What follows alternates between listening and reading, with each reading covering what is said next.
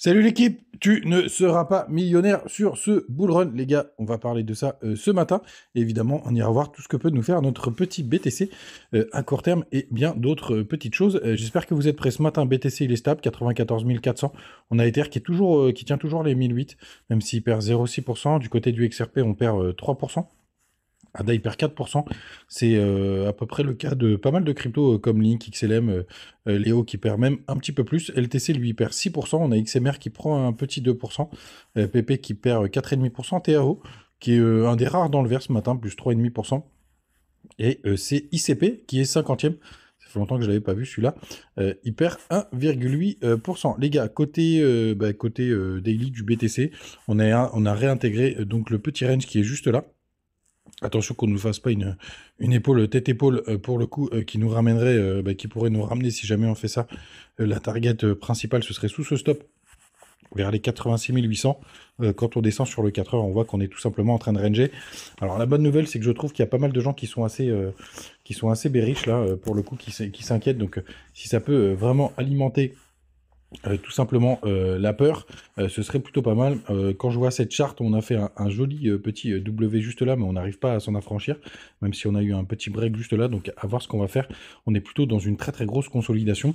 Donc là, il faudra peut-être un petit coup de boost, et ce sera peut-être mercredi, avec les taux d'intérêt qui ne devraient pas bouger quand même.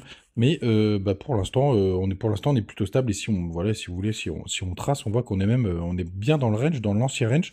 Donc pour l'instant, ça tient. Il n'y a pas de décrochage particulier. Donc RAS de ce côté-là. Du côté de la beacon dominance, hier on a eu une petite correction là sur cette bougie. J'ai pas trop compris pourquoi, mais en tout cas on est en train de retester une nouvelle fois la résistance RSI. On avait eu un petit fake out il y a quelques jours, mais pour l'instant on est en train de la retester. On continue de faire des divergences sous divergences. On va passer en non, c'est cette trendline qui fait les divergences. Regardez pas ce point d'intersection parce que ça, pour le coup, c'est une trendline weekly. J'attends de voir si on arrive à la perdre tout simplement. Du côté des autres indicateurs, non, ça c'est le SP500, il ne nous intéresse pas des masses. Du côté de ETH BTC, encore une semaine qui je l'espère, sera décisive pour le coup, enfin, d'avoir notre retournement. C'est pas le cas pour le moment. Tout simplement, contrat CME, pour le coup, toujours pas comblé, ni en haut, ni en bas. Donc là, on voit qu'il y a vraiment une très très grosse consolidation. C'est assez rare de voir ça, surtout quand on a les deux indicateurs. Du côté du Total 3, on suit à peu près la même gueule que le BTC. Enfin, encore que là, on a fait quelque chose d'un peu plus moche. D'ailleurs, on commence à voir, attention à une pattern que j'appelle Bart Simpson, pour le coup. Enfin, c'est pas moi qui l'appelle comme ça, ça a toujours été appelé comme ça, vous voyez. Hop, on commence à voir le crâne et les cheveux de Bart. Si on a ça, la target est se situe aux alentours des 769 milliards. Donc une petite correction, pourquoi pas, en sachant qu'on a une trendline long terme, elle est plutôt weekly pour les clôtures, et même si on va un petit peu en dessous, c'est rien de dramatique, mais effectivement on pourrait s'amuser à jouer un petit peu. Et d'ailleurs il y a un imbalance weekly, on y est presque, l'imbalance weekly il est jusqu'au 780 milliards, donc il peut y avoir une petite correction, mais en tout cas là vous voyez sur le RSI c'est plutôt chouette ce qu'on est en train de faire. Tête-épaule inversée.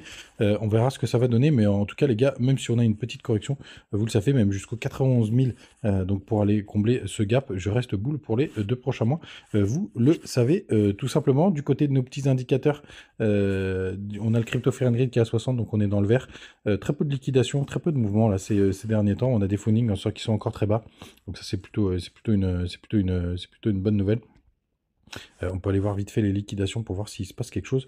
Ouais, il y a pas mal de liquidités au nord et au sud. C'est marrant, tiens, ça correspond à peu près à ce qu'on a du côté des contrats CME.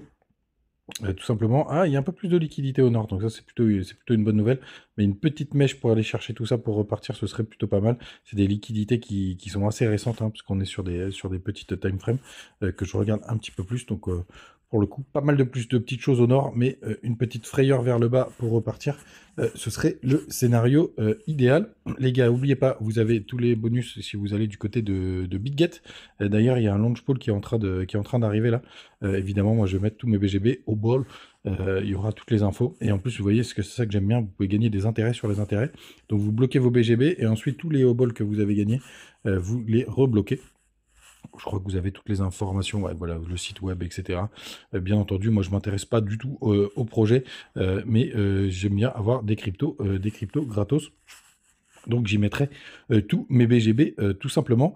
Vous avez le petit lien du côté de Bitunix et on peut en jeter un œil à, aussi à notre ami Ether qui pour l'instant comme BTC consoline dans son range.